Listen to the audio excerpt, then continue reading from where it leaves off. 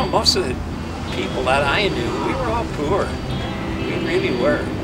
But we were rich in where we lived, you know.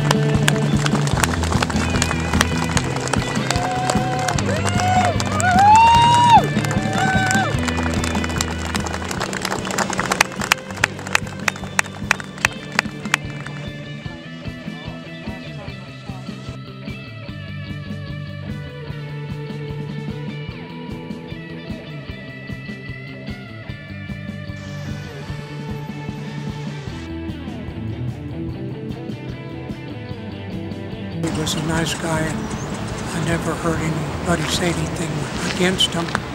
And I got to thinking about that. A football player on an opposing team might have had a few words for him because he played football for high school at Seahawks. But he was easy to get along with.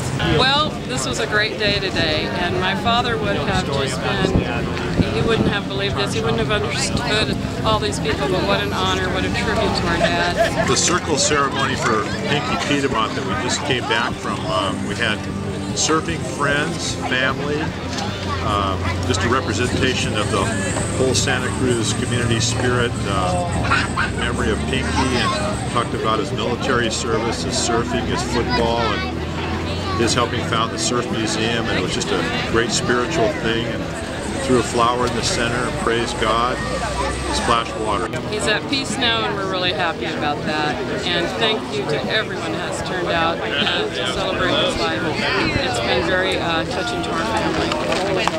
I've got a picture that they just blew up of me, and it just so happens I just got through cutting Pinky off.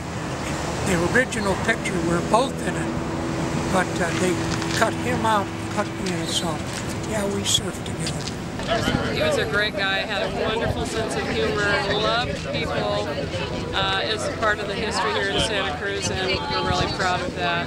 I only lived about 3 or 4 blocks from Pacific Avenue, and we'd go downtown, and they always had a double feature on. And so when you went in and you saw the first movie, and then they'd turn the lights on in the theater, and maybe 5 minutes there'd be between films. And you turn around, look, and you knew everyone in that theater. If the town was that small.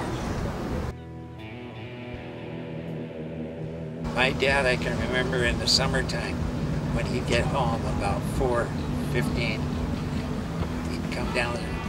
But we were I lived right across from the high school football field, and we get him to get into his bathing trunks, and then we'd run, jog all the way down, and never lay down in the sand.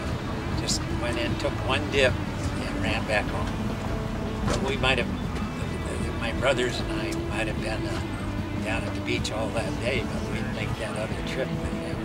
We were all out in the surfing on it. The surf was real good. there'd be 15 guys, and that was a big crowd.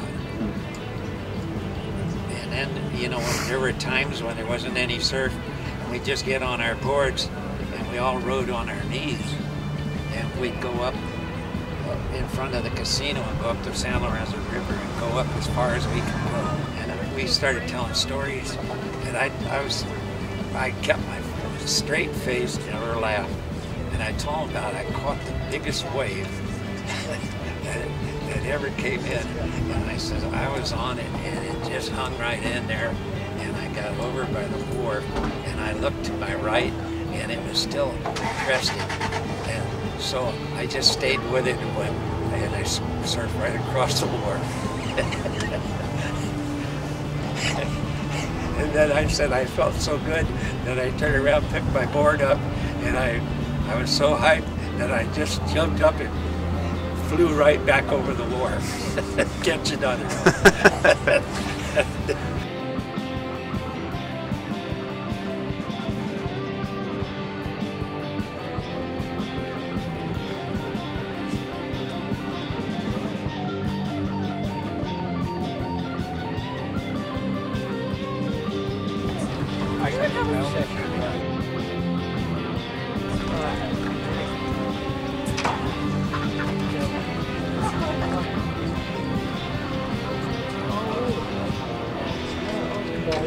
Yeah, I don't know. It's some kind of bugs that we talked about. What's it like?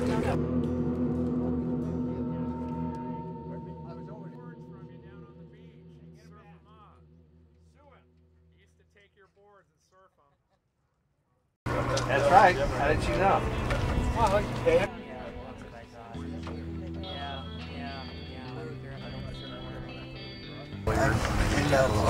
Blowing some window siders and started. Oh yeah, he does have the story. Great. So, Pinky, you're with the other boys of the original Santa Cruz Surf Club right now, riding that big wave in the sky. And it was a good life.